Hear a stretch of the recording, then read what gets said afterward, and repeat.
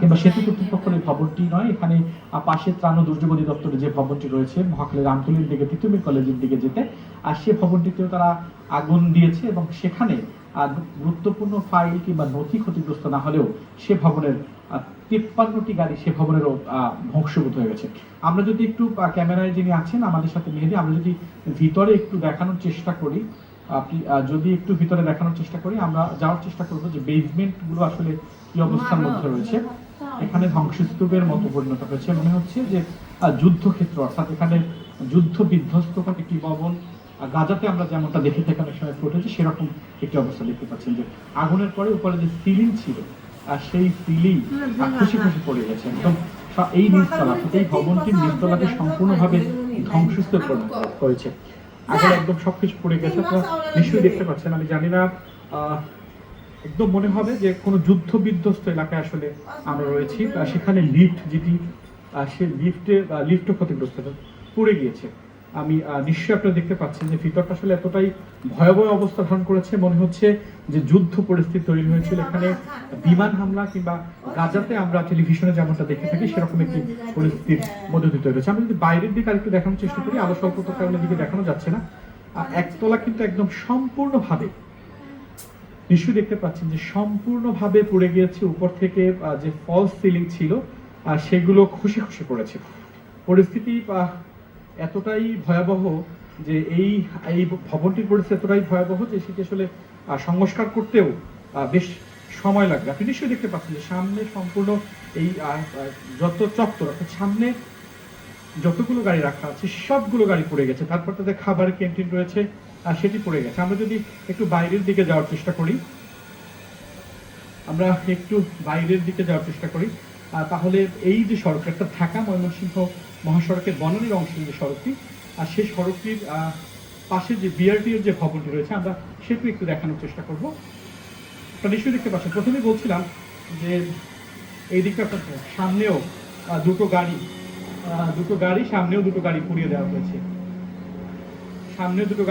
হয়েছে। তবে এই দিকের নিশ্চয়ই দেখতে পাচ্ছেন, আমরা রাস্তার বাইরে, সড়কের বাইরের অংশ দেখানোর চেষ্টা করছি। এখানেও এই ভবনটি বাইর থেকে, অর্থাৎ বাইর থেকেও আগুন দেওয়া হয়েছে এবং সেখানেও দিকে 1, 2, 3 এবং 4, 5 তলা ক্ষতিগ্রস্ত হয়েছে। এখন পর্যন্ত যে পরিস্থিতি, আমরা যদি বলতে চাই যে শুধু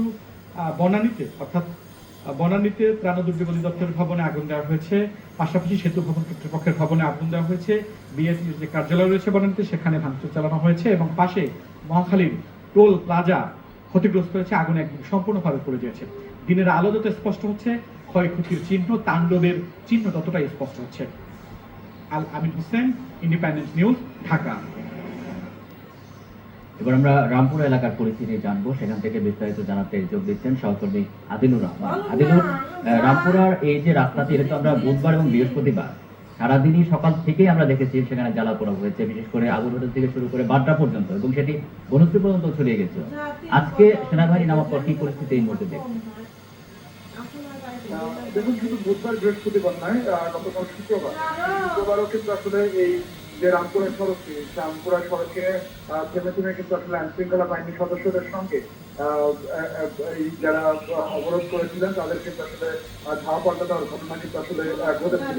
আজকে এখন পর্যন্ত আসলে এই রামপুরা সড়কটিতে ধাওয়া পাল্টা দেওয়ার যে ঘটনা, সেই ঘটনাটি আসলে আমরা লক্ষ্য করিনি। তবে যেটি আসলে আমরা দেখতে পাচ্ছি যে একদম মালিবাগের যে ফ্লাইওভারটি আছে, সেই ফ্লাইওভারের থেকে একদম পেটার লাইফ হাসপাতাল পার হয়ে বিটিভি যে টেলিভিশন ভবন, সেই টেলিভিশন ভবনের একটু আগ পর্যন্ত এসে কিন্তু আসলে এই পুরো সড়কটিতে আজকেও কিন্তু আসলে বেশ কিছু মানুষ তারা নিয়ে আসছে।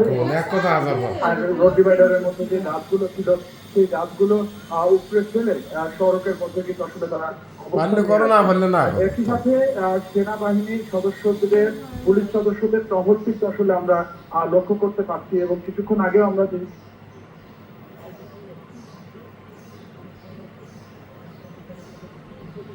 টেলিভিশন ভবনের সামনে এসে কিন্তু আসলে অবস্থান নিয়েছেন এবং সেনাবাহিনীর সদস্যরা বারবার করে মাইকিং করছেন যে এই সড়কে এখন যারা অবস্থান নিয়ে আছেন তাদেরকে সরে যাওয়ার জন্য নির্দেশনা দেওয়া হচ্ছে। তার কারণ আপনি জানেন যে কাকু জারের যে প্রজ্ঞাপন জারি দেওয়া হয়েছে সেই প্রজ্ঞাপনে কিন্তু আসলে স্পষ্ট করে উল্লেখ করে দেওয়া হয়েছে যে এই যারা নৈরাজ্য সৃষ্টি করছে তাদেরকে গুলির নির্দেশনা দেওয়া হয়েছে।